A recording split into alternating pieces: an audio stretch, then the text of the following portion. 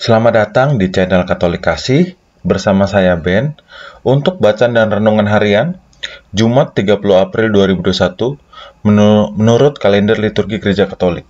Selamat menonton dan mendengarkan. Terima kasih.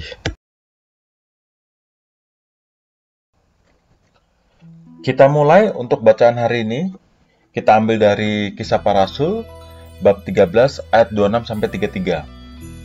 Dalam perjalanannya, Paulus sampai di Antioquia di Pisidia.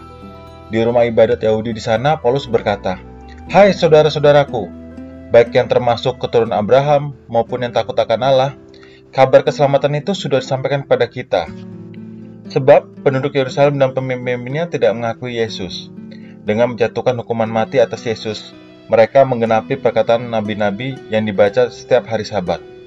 Dan meskipun mereka tidak menemukan sesuatu yang dapat menjadi alasan untuk hukuman mati, namun mereka telah meminta kepada Pilatus supaya Yesus dibunuh.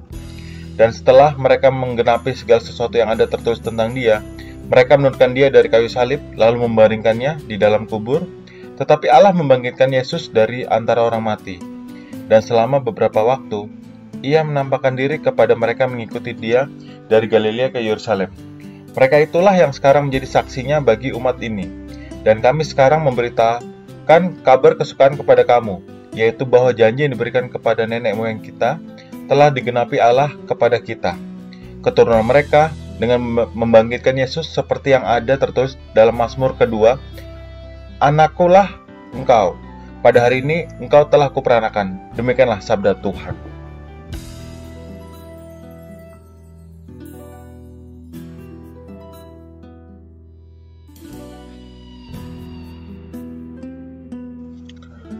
Untuk bait pengantar Injil, kita ambil dari Yohanes bab 14 ayat 6. "Akulah jalan kebenaran dan hidup. Tidak seorang pun dapat datang kepada Aku kalau tidak melalui Aku." Untuk bacaan Injil, hari ini kita ambil dari Yohanes bab 14 ayat 1-6. Dalam amanat perpisahannya, Yesus berkata kepada murid-muridnya, "Janganlah gelisah hatimu, percayalah kepada Allah, percayalah juga kepadaku. Di rumah Bapakku banyak tempat tinggal. Jika tidak demikian, tentu aku mengatakan kepadamu, sebab aku pergi ke situ untuk menyediakan tempat bagimu. Aku akan datang kembali dan membawa kamu ke tempatku, supaya di tempat di mana aku berada, kamu pun berada. Dan kemana aku pergi, kamu tahu jalan ke sana." Kata Thomas kepada Tuhan, "Tuhan, kami tidak tahu kemana engkau pergi, jadi bagaimana kami tahu jalan ke sana?" Kata Yesus kepadanya, "Akulah jalan kebenaran dan hidup. Tidak seorang pun dapat datang kepada Bapa kalau tidak melalui Aku." Demikianlah Injil Tuhan.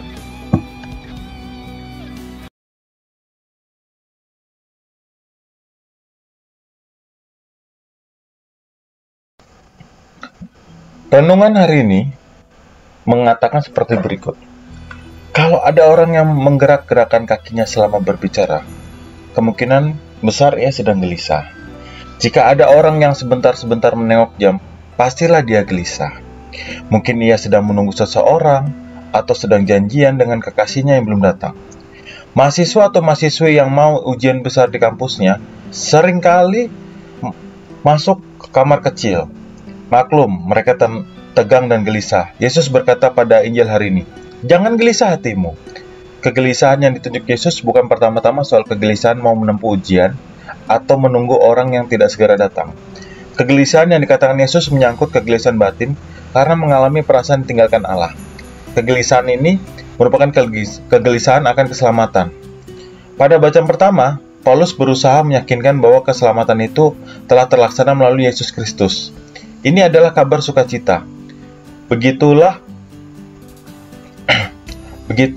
Paulus mewartakan Injil.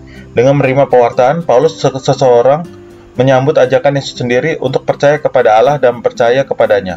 Baik kalau hari ini kita mencoba mengenali kegelisahan batin kita. Batin kita itu sering gelisah. Kita saja yang kurang peka dan tanggap. Bila mana kita dikejar rasa bersalah karena telah berbohong atau berbuat dosa. Nah, itulah tanda kegelisahan batin kita.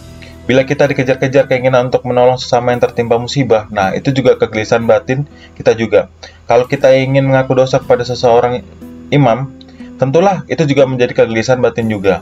Repotnya kalau orang biasa berbuat jahat atau tidak baik, orang juga bisa menjadi tuli terhadap suara hati atau keinginan batin untuk bertobat.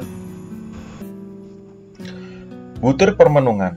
Ketika Yesus berkata, "Akulah jalan," Dia memanggil kita untuk meninggalkan jalan lama yang menuju kehancuran dan mengikuti jalan yang baru yang menjanjikan keselamatan. Kata ikut secara harfiah berarti berada di jalan yang sama dengannya. Kita dapat memilih apakah ingin tetap mengikuti jalan yang dikenal, yang menuju kehancuran, atau mengikuti Yesus yang akan membawa kita kepada keselamatan. Yesus telah menunjukkan jalan yang benar menuju Bapanya. Mengapa kita masih memilih jalan yang lain? Demikianlah untuk renungan dan bacaan hari ini.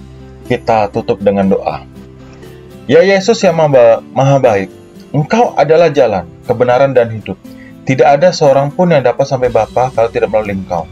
Ingatkanlah kami umat-Mu untuk selalu setia berjalan di jalan yang telah Kau tunjukkan. Amin. Demikianlah bacaan dan renungan hari ini. Mohon bantuan support channel Katolik Kasih supaya makin berkembang dan pelayanan berkah dalam Gusti. Terima kasih.